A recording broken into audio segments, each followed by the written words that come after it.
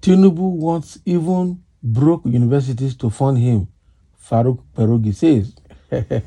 This was serious, I'm telling you. Now, Tinubu wants to collect 40% of the university's revenue as tax and revenue back to federal government. Now, a school or institutions that you are not funding, you are not maintaining, lecturers are not paid, classrooms, workshops, libraries, school environment not maintained, both ASU and NASU are being owed. You are not paying them, and now you want them to give you 40% of their revenue to you. When you are not funding them, you are owing them a lot of money in areas. The schools are dilapidated, they can't be managed. Who are they going to get the money?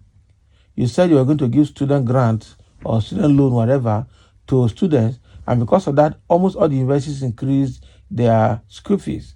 But right now, they are not seeing that loan. Students are not seeing that loan. Nothing is happening. And now, instead of you to make things work, you are coming out now to say you are going to collect 40% of their revenue for yourself in federal government. That is bad. President Bola Ahmed Tinubu is really having a ball at the expense of the rest of Nigerians. He has become so comfortable in his presidential self-indulgence that he now wants to bring or to wring water from stones and deposit it into an ocean. Our stone-broke universities are the stones. The president is the ocean to which Tinubu, presidency is the ocean to which Tinubu wants to pour the water he wants to extract from the stones. It wasn't enough that he signed a 2.176 trillion supplementary appropriation act on Wednesday in Abuja, mostly to fund decadent presidential pleasures, such as $38 million for the presidential air fleet, $6.1 million for a presidential yacht, and even more millions of dollars for presidential repairs, presidential feedings, foreign SUVs for the first lady's office and for legislators. Now he wants struggling, cash-strapped federal universities that are barely surviving to turn over 40% of the internally generated revenue to the federal coffers, to fund more presidential favoritism and elite indulgence. I didn't believe it when people first called my attention to it. The leadership newspaper reported this weekend that the Accountant General of the Federation by the name of Mrs. Oluwatoyin Madin sent a memo to all federal universities titled Implementation of 40% Automatic Deduction from internally generated revenue of partially funded federal government institutions. Signed on her behalf by Felix Oreofe Ogundairu, the Director of Revenue and Investment in the Office of the Accountant General of the Federation. The memo said, I am directed to inform you that the Honorable Minister of Finance and Coordinating Minister of the Economy has approved the implementation of 40% auto deduction from the gross internally generated revenues of all partially funded federal government institutions in line with the provisions of the Section 62 of Finance Act 2020 with effect from November 2023.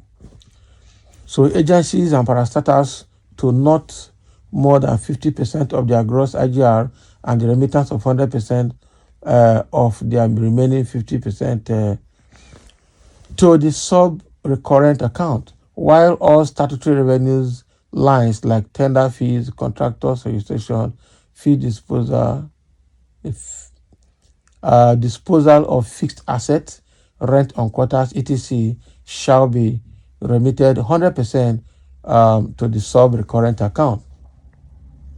Consequently, all partially funded agencies and parastatals must align their budget requirements and ensure total compliance with the provisions of Section 62 of the Finance Act 2020 and Financial Circular 2021. This makes absolutely no sense to all or at all. I am not talking of the blindingly poor grammar of the memo. Yes, the memo concedes that federal universities are merely partially funded by the federal government. That's an acknowledgement of their financial precarity, since they are supposed to be fully funded by the federal government which established them. So in order to survive and live up to the demands of their mandate in spite of progressive vanishing support from the federal government that set them up, many universities devised creative and not so creative strategies to generate funds to stay afloat, which aren't even sufficient. Now, a government that has beaten every known record for eye-watering presidential profligacy wants to share in whatever little money financially distressed investors were able to raise to keep them from going under.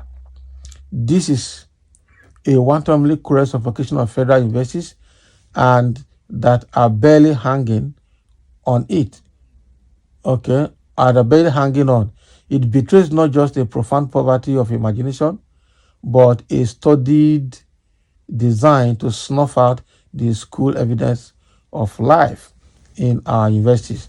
Since children of the elite no longer attend public universities in Nigeria, it is easy to see why the government wants to kill them by stealth.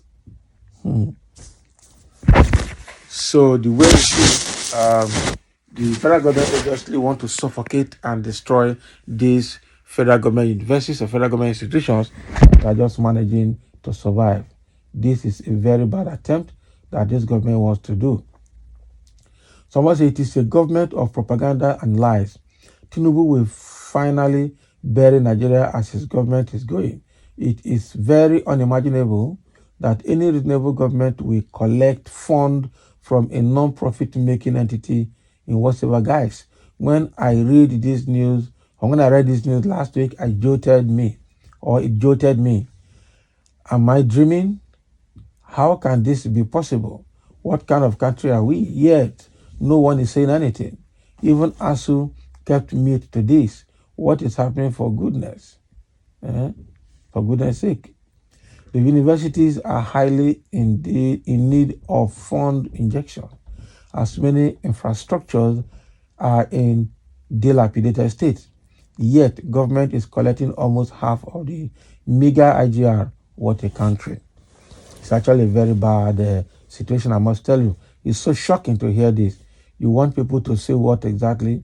Peter B. would not have allowed foreign cars to be bought with billions. I swear Nigeria will have had a new face and sanity return if they gave it to Peter B. We all want a better Nigeria, but Tinubu want to continue where Buhari stopped. Okay? At least Obi would have fixed refineries, monitor it closely before removing subsidy. Tinubu don't care. How can Tinubu use 7 billion naira to renovate his house with Shetima? Are they using gold to paint it? 5 billion for his wife's car. Nigerians are tolerating nonsense from these wicked politicians. That is exactly what we're saying here. So it is abnormal and very, very wrong for Tinubu and this administration to collect 40% of the IGR of the universities that are already underfunded. They need to have a rethink. Thank you for listening, and let's have your comments.